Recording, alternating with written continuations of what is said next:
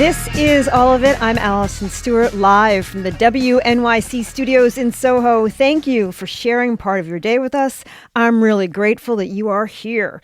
Coming up on today's show, we'll take a radio tour of some art exhibits you can visit outside the city. If you'd like to see some of the art that we're talking about, go to our Instagram stories at All of It WNYC, including a survey of the work of groundbreaking ceramicist Kathy Butterly and the late painter Alan Rohan Crite. And then later in the show, we'll learn about the lives of some legendary directors who got their start right here in New York: Martin Scorsese, Mel Brooks, and the late Rob Reiner. That's our plan. So let's get this started with art.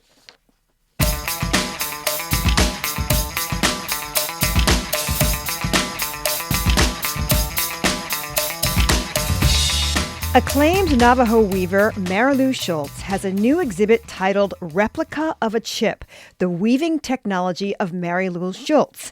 Weaving is one of the Navajo Nation's oldest practices, a significant expression of identity. It represents the knowledge transfer and heritage of Navajo voices throughout generations, but it also involves an unrecognized history. In this exhibit, Schultz's work points to the role of Navajo women who have played an early role in microchip manufacturing. The retrospective brings forth the idea that Navajo weaving is not just about tradition, but innovation. The exhibit's curator, Candace Hopkins, collected work from Schultz's 65-year career, which bridges weaving with digital technologies. It's now on view at the Hessel Museum of Art at Bard College in Annandale-on-the-Hudson. We're joined now by artist Marilou Schultz. It's nice to meet you, Marilou. Nice to be here today. Thank you. As well as curator Candace Hopkins. Hi, Candace. Hi. So this exhibit takes its name from Marilou's very first microchip weaving replica of a chip, which became a turning point for her artistic practice when Intel asked Marilou to make a work using a chip as a model. Marilou, when you think about it, what are the similarities between weaving and microchips? What was apparent to you? I think the weaving of computer chip is really all the intricate designs in the chip and the weaving, and all the colors that I didn't realize were in a chip I could find that I come across today. I can make those same colors out of wool. So a lot of similarities in that case. And then the other thing that really stands out is that somebody had to put those chips together, assemble them, and it's the same way with Navajo weaving. I'm able to weave them, and any weaver, we still use our hands, using the over-under method to make the weaving. And those are the similarities that I find in the chip. And there are certain images that stand out to me in the chip themselves with the design that I utilize as well. So those are some similarities that I have come across with the chip and the weaving. Candace, when did you first discover Marilou's work? Yeah, that's a great question. It was in 2014 or 2015. I was doing research into the relationship between computer chips and digital technology and Navajo weaving. And I came across that first chip that Intel commissioned from Marilou in 1994, and then one in 2008 by the Nerman Museum. And it was a kind of watershed moment for me, honestly, because I didn't know that anyone was weaving computer chips. But then I also didn't know about this almost like a hidden history, and that was the computer chip factory that Fairchild Semiconductor operated between 1965 and 1975 in Shiprock on Navajo Nation, that in its early years deliberately employed Navajo women weavers. So there was not only this relationship through the weaving that Marilou was doing, but this relationship between the women who actually made computer chips that, in fact, helped with the first NASA moon landing. Marilou, did you know about this history? I didn't know about the history until I started reading more about the chip, and then also, through my connection with Candace, I was able to learn a lot more. Candace, why were Navajo women sought to work at this manufacturing plant? Mm. Yeah, the company, Fairchild, which made the first planar semiconductor, saw an analogous relationship between the kind of formal qualities of those initial computer chips and their circuits, and with the technology of weaving itself. Technology is also first and foremost a weaving. It's also a binary technology. It's, as Mary Lee already shared, it's sort of moving. Um, the wool over the warp, between the warp. And they also saw a relationship between the kind of dexterity Hmm. needed to create weavings and the dexterity needed to create computer chips. And in fact, the women, there was always 75% women who worked in that factory. That was the factory with the least amount of errors of any factory that Fairchild was operating at the time, including the one in Silicon Valley. That's amazing. We're discussing a new exhibit at the Hessel Museum of Art in upstate New York. My guests are artist Marilou Schultz and curator Candace Hopkins. The exhibit is called Replica of a Chip, the Weaving Technology of Marilou Schultz. It's on view now through November. Candace, you use the word technology in the title. How do you feel about its definition in the world of art and with relationship to this exhibit?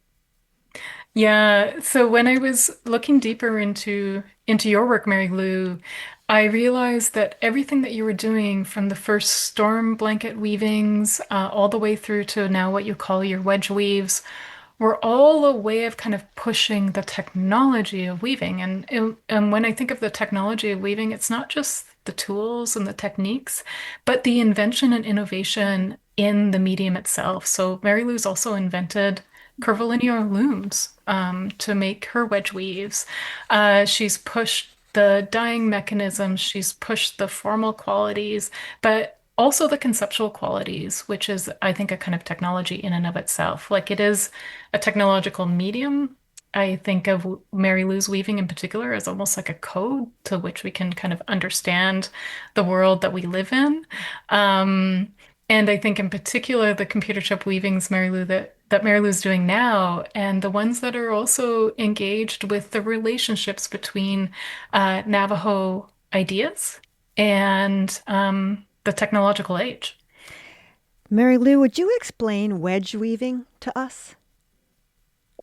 Wedge weave is a technique like for weaving. There's the basic weave, which is just over under. Wedge weave is still over under, but the difference was it was used long time ago in the 1800s to make diagonals, and those diagonals would have make symmetry designs, and most weavers stay with the symmetry designs, with the zigzag designs. So what I've done is I've altered the technique. I still use the wedge weave, which is like skipping every other warp. So you're only moving the warp, the design weft to the right or to Hmm. the left by the either the pull heddle or the alternate heddle.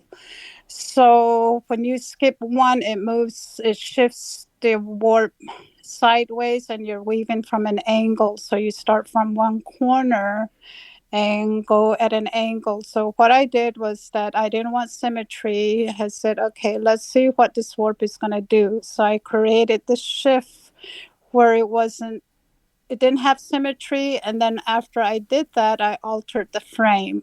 So that's what a wedge weave is. It's an old technique where you shift the weft, skip every other string. It's sort of interesting. People hearing you talk will sound, they won't be surprised when we find out that you were a math teacher at one point. And you look at designs in a mathematical way. What are the intersections between math and weaving? Well, it to me, I've always seen weaving as math, because when you count the strings, you're still counting. It's basic counting. So I've learned to count by threes at an early age. Like just my mom would count her strings in Navajo numbers, and I translated that to English.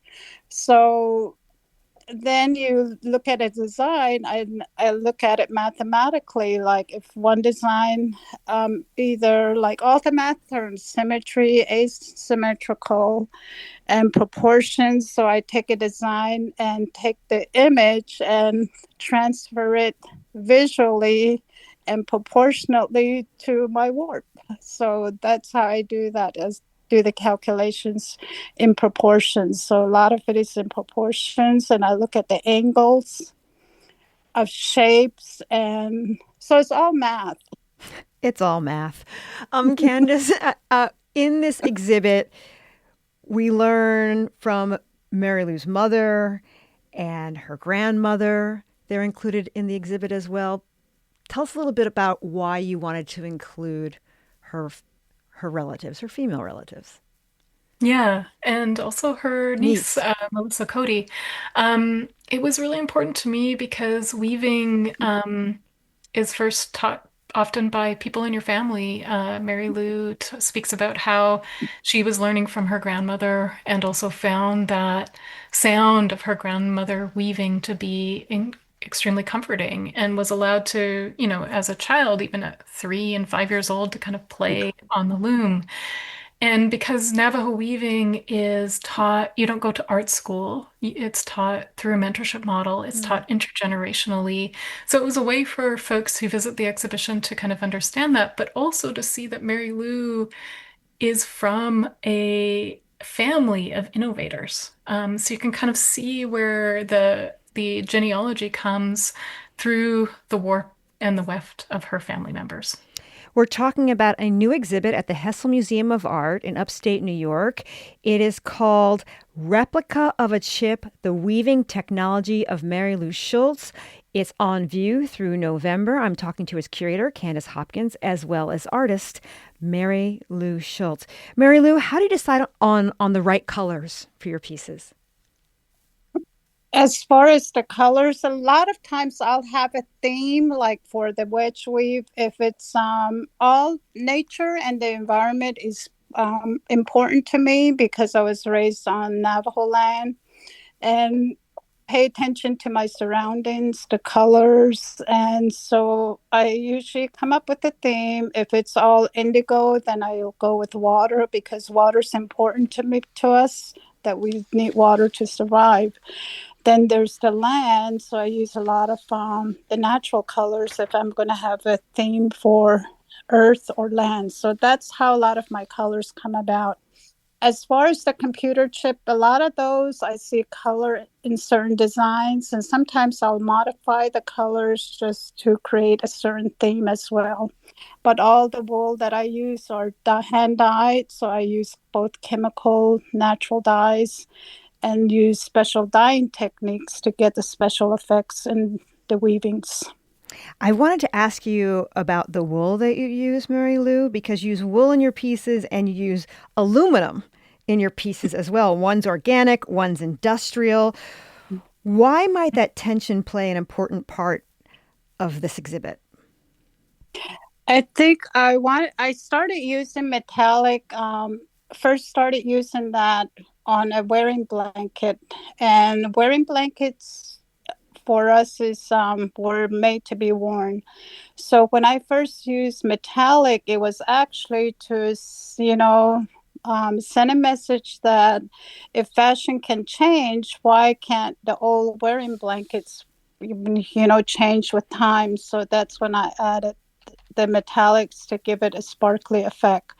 So from the computer chip, I found out that some computer chips had aluminum and copper wiring. So then since I knew about the metallic threads, I went back to those and started incorporating those where I could, where they're shown in the image, and I know that they're there in the real image of the chips.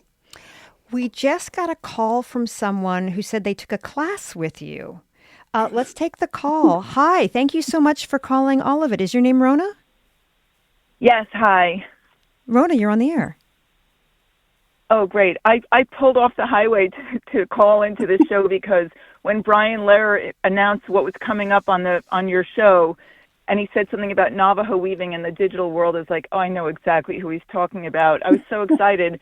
Marilou, I took a workshop with you at the Omega Institute exactly 30 years ago, and I know that it was 30 Wow. years ago because my mom was turning 60 that summer, and she's about to turn 90.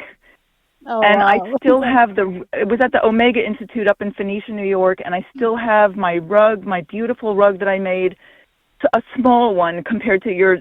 I don't know if people have any sense of the scale of the rugs that Marilou makes. They're huge. But in a week, I knew I wanted to make something small that I could finish, and I still have the loom, although I have to admit that I've never tried to reconstruct it.